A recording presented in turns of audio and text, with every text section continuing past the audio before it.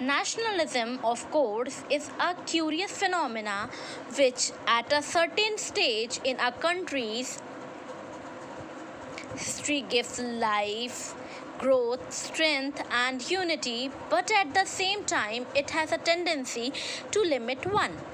Nationalism या फिर आप उसे कहेंगे पेट्रियाटिज्म या वंस आपका एक वो प्राइड की जैसे राष्ट्रवाद जिसे कहते हैं नेशनलिज्म। पेट्रियाटिज्म मतलब आपके अंदर देश के लिए जो भावनाएं होती हैं, patriotism of course is a curious phenomena, एक बहुत ही क्यूरियस फिनोमेना, मतलब एक बहुत ही ज़्यादा क्यूरियोसिटी वाला फिनोमेना है, विच एट अ सर्टेन स्टेज इन आम कंट्रीज हिस्ट्री, जो एक सर्टेन स्टेज में कंट्री की हिस्ट्री में ऐसा दिया गया है कि क्या देता है कंट्री, अगर एक आप में बहुत नेशनलिज्म है, बहुत पेट्रियाटिज्म है, तो वो कंट्री को क्या देगा, एक नई लाइफ देगा, ग्रोथ देगा, स्ट्रेंथ देगा और यूनिटी देगा। बट इन सब के साथ इन्हीं सेम टाइम में इसकी एक टेंडेंसी होती है कि वो क्या करता है, लिमिट वन, किसी भी एक चीज़ को लिमिटेड कर देता है, because one's things of one's country as something different from the rest of the world.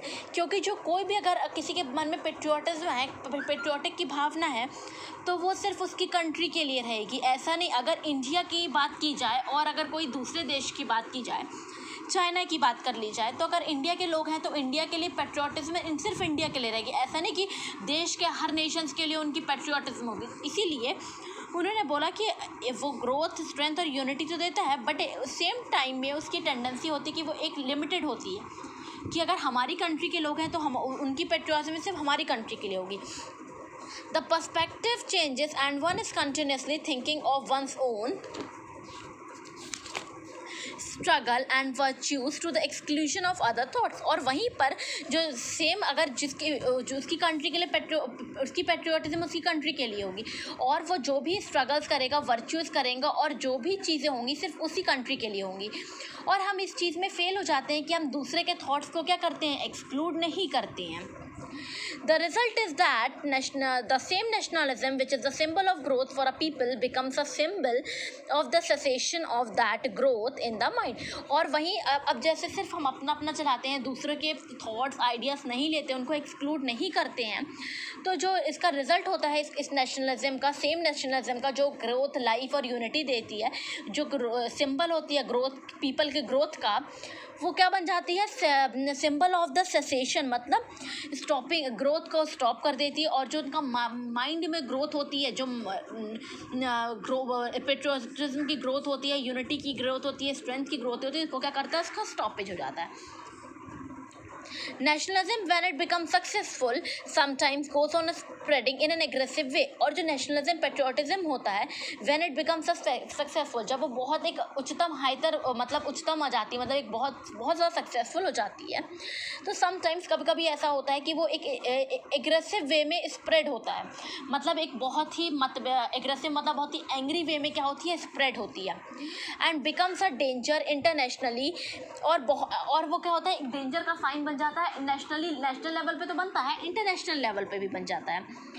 Whatever line of thought you follow, you arrive at the conclusion that same kind. और जो आप सोचोगे अपनी लाइफ में, जैसे थॉट्स आपके mind में होते हैं, वैसे ही रिजल्ट आपको मिलेगा। अगर आप अच्छा सोचोगे तो आपको अच्छा रिजल्ट मिलेगा, अगर आप बुरा सोचोगे तो आपको बुरा रिजल्ट मिलेगा। तो हमें उसके बीच में क्या बनाना चाहिए, of balance must be found, और हमें उन दोनों के बीच में बैलेंस बनाना आना चाहिए। Otherwise something that was good can turn into evil. जब अदरवाइज जो हम अच्छा सोचते हैं वो एक बहुत ही बुरे काम में तब्दील हो सकता है या बदल सकता है।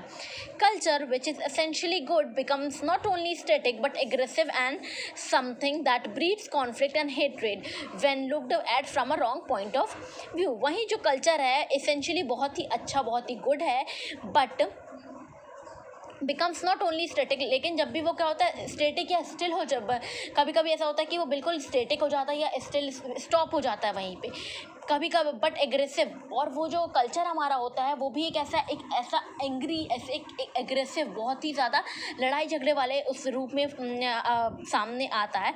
And something that breeds conflict, और ऐसी कुछ चीज़ें कभी होती हैं कि वो हमारे मतभेद और बिल्कुल नफरता सामने हमारे आपस में पल जाती है, जब हम उसको एक बुरे पॉइंट ऑफ व्यू से देखेंगे।